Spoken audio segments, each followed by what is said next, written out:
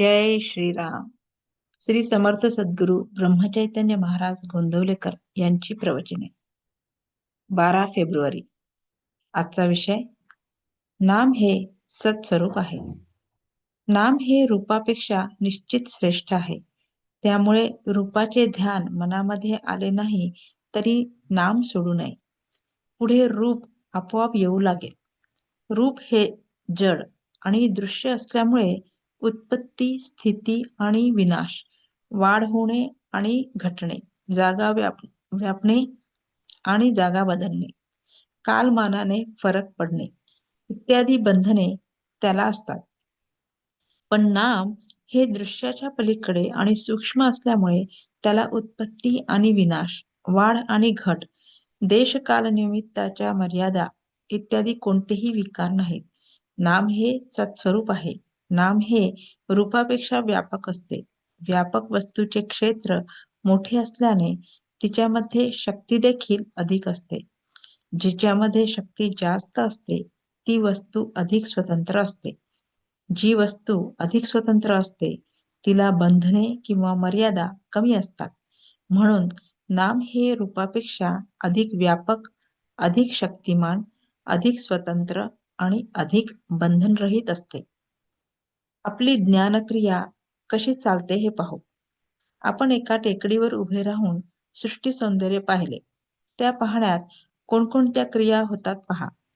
प्रथम डोळ्यामधून प्रकाश किरणे आत गेली. बाह्य पदार्थाचे मनुष्याला ज्ञान व्हायला इंद्रिये हे पहिले साधन आहे. इंद्रियामधून आत आलेले संस्कार एकत्र करून मन त्यांना वस्तुस्वरूप देते. वस्तुस्वरूप तयार झाल्यावर बुद्धी सारासार विचार करून त्या वस्तूचे यथार्थ ज्ञान आपल्याला करून देते. पण मनुष्याच्या बुद्धीचा व्यापार इथेच थांबत नाही.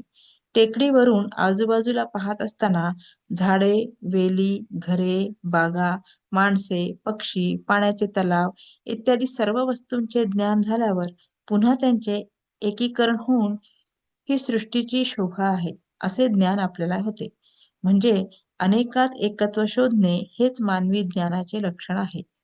या जगामध्ये कितीतरी वैचित्र्य आढळते. नाना तऱ्हेचे दगड, नाना तऱ्हेचे किडे, नाना प्रकारचे पक्षी, प्राणी या सर्वांची नावे जरी भिन्न असली तरी त्या सर्वांमध्ये असणेपणाचा गुण आहे. म्हणजे सजीव प्राणी झाला तरी तो आहे आणि निर्जीव वस्तू झाली तरी तीही आहे. एवढेच काय, पण आनंदाला सुद्धा आहेपणाचा गुण आहे. या असणेपणाच्या गुणाला नाम असे म्हणतात. यालाच ओंकार असे म्हणतात.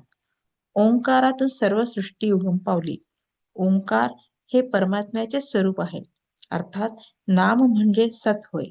म्हणूनच नाम हे सृष्टीच्या आरंभी होते, ते सध्या आहेत आणि सृष्टीचा लय झाला तरी ते शिल्लक राहणारच. नाम म्हणजे ईश्वर होय.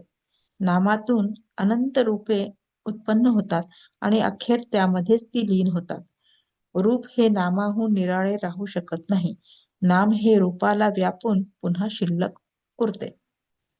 बोधवाक्य: नाम हे शाश्वत आहे. ते पूर्वी टिकले, आता आहे आणि आपण गेल्यावर ते राहणार आहे. श्री स्वामी समर्थ. जय श्रीराम.